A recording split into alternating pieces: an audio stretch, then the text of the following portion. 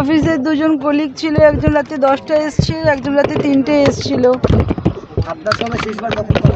রাত্রেবেলা 12টা 12:30 আমাকে last call করেছিল যে সকালে আমি 8টার সময় আমি চলে যাব সায়েন্স সিটিতে, আমি কালকে দুর্গাপুরে যাব, তুমি একটু পরিতোষ আমাকে একটু বলে দেন। তুই বললেই তো হবে, তুই বল। তো 1-1.5 বছর আগে ওরা একটুখানি একটু সেন্সলেস মতন হয়ে গেছিলো, ওকে নিয়ে ওর ওষুধ খাওয়াতাম আমি। তো ওষুধগুলো ঠিকঠাক খাচ্ছিল না কিছুদিন ধরে, একটু মনে হয় মানে মুখে বলতো না, মনে মনে একটা স্বপ্ন ছিল আমার সঙ্গে থাকবে। তো আমি বললাম যে দাঁড়া, আমি নিয়ে আসবো খুব শিগগিরই। বলছে কি তোমার তো ঘর করবে, তারপর আমি বলছি না না, তার আগেই তো ঘর করতে, তুই আসবি তারপরেই ঘর করবো, রুম পরে হবে, তুই আগে থাকতে শুরু করে দিবি। তো খুব আনন্দে ছিল, একসাথে থাকবো। আমিও মানে 2-3 দিন ধরে আমার ঘুম হয়নি, কেন জানি না। আমারও মনে হচ্ছিলো ছেলেটা খাওয়া দাওয়া করছিল না, আমার খুব মানে আমিও খুব টেনশনে ছিলাম যে আমি এখানে রান্নাবান্না করছি, আমার ছেলেটা ওখানে রান্নার লোক এসে ঘুরে চলে যাচ্ছে, কখনো বন্ধুর ফ্ল্যাটে থাকছে, একদিনই বাড়ি বাইরে থাকে না। আপনি দিলীপদার বাড়ি চলে যাওয়ার পর ওর লাইফস্টাইলে কিছু চেঞ্জেস এসেছিল?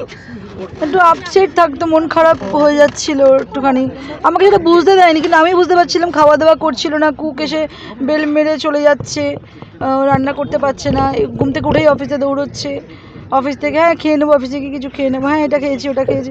আমি বুঝতে পারছিলাম যে খাওয়া দাওয়া ঠিকঠাক হচ্ছে না। আমি না সবে মানে ডিসাইড করেছিলাম যে আমি আজকেই ওনাকে বলবো, কালকে রাতে একটু কথা বলতে চাইছিলাম ওনার সাথে।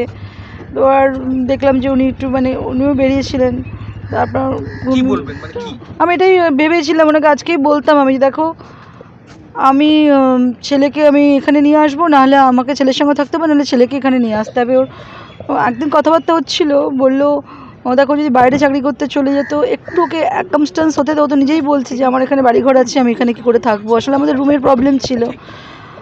তো আমি ওটাই ভাবছিলাম যে ছেলের না ঠিক যত্ন হচ্ছে না, হয়তো আমাকে বুঝতে দিচ্ছে না, মনটা তো আপসেট, ওর না চঞ্চলের মাইন্ডটা একটু ঠিকঠাক ছিল না। আমি 3-4 দিন ধরে মা তো আমি ভীষণ বুঝতে পারতাম। আর ও মাদার্স ডে সেলিব্রেট করতে আসলো আমার বাড়িতে সানডেতে, কেক নিয়ে আসলো, আমার জন্য একটা গিফট নিয়ে আসলো, আগেই আমাকে এক্সাইটেড হয়ে বললো। স্যাটারডেতে আমি গেছিলাম ওর সঙ্গে থাকতে, স্যাটারডে বলছে মা আমি আজকে একটু বন্ধুর বাড়িতে যাবো, রাত্রে তো ফিরবো না সাউথ থেকে, কালকে আমি তোমার সঙ্গে সেলিব্রেট করতে যাব মাদার্স ডে। তো আমি এই জন্য ওর সাথে আসলাম, এসে তানিস্কে ঢুকলাম, ও তানিস থেকে আমাকে গাড়ির চাবি দিয়েও চলে গেল। আমি আবার কী বলে আইডিয়াল ভিলায় চলে আসলাম। রবিবার ছেলে আসবে বললো, রবিবার বিকেল নাগাদ আসলো, আমাদের সাথে আধা ঘন্টা থেকে যা তুই, বলে কি না আমি পরে আসবো, চলে গেল। বাড়িতে গেলেন সাপুরজিতে, তখন বাড়িতে কাকে কাকে দেখেছেন?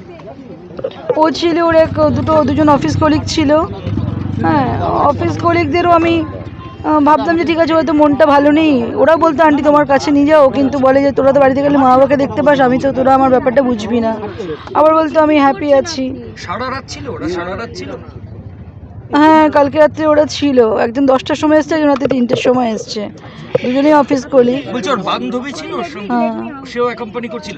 ওকে কি অবস্থায় দেখলেন দিদি? কি অবস্থায়, মানে ওর জামা কাপড়? ও মানে পুরো ডিপ স্লিপে, আর একটা হাফ প্যান্ট পরে বক্সার পরে শুয়েছিল। আর একজন মহিলা, আমাদের নতুন সোসাইটি পাশের ফ্ল্যাটে একটা ছেলে, ওকে তেল মাসাজ টাসাজ করছিল যে তোর জ্ঞানটা ফেরানোর জন্য। বলছে অ্যাম্বুলেন্স আনলাম, অ্যাম্বুলেন্স ছাড়ো, আমি তো কি স্পিডে গাড়ি চালিয়ে গেছি, আমি ওকে গাড়িতে ওঠানো করি, আমি গাড়ি চালিয়ে যখন আমি 3তলা থেকে আমি যখন আন্টি ও মনে নেই আর তুমি তাড়াতাড়ি আসো, ওকে অ্যাম্বুলেন্স। আমি বলছি কী হয়েছে, ওকে তুমি অ্যাম্বুলেন্স দেখো, আমি আসছি, এক্ষুনি আসছি। আমি তো লাফি পাগলের মতন দোতলা থেকে গাড়ির চাবি আর পার্সটা নিয়ে কি স্পিডে গেলাম। তখন উনি বললেন একজনকে তুমি যাও তো ম্যাডামের সাথে। আমি কারোর দিকে তাকাইনি, মানে আমার শাশুড়ি মা ঘরে আরও মানে দোতলায় ছিল, আমি কারোর দিকে না তাকিয়ে আমি সিঁড়ি দিয়ে নেমে রুমে ঢুকে চাবি নিয়ে আবার বেরিয়ে গাড়ি স্টার্ট করে আসলাম। বাড়িতে এসে বললাম অ্যাম্বুলেন্স কখন আসছে, 15-20 মিনিট, ওইসব না করে গাড়িতে আবার সবাই ধরাধরি করে সিঁড়ি দিয়ে নামালো দোতলা থেকে, গাড়ির পেছনে বসালো, দুজন বসলো, আমি চালিয়ে, সামনে একজন বসলো, আমি নিয়ে ওইওতে গেলাম। ওইওতে ওরা কেন জানি না বলছে দাঁড়া, আমি আরে ওকে ঢুকতে তো দিন ইমার্জেন্সিতে, তারপর ডাক্তার ঢোকালো।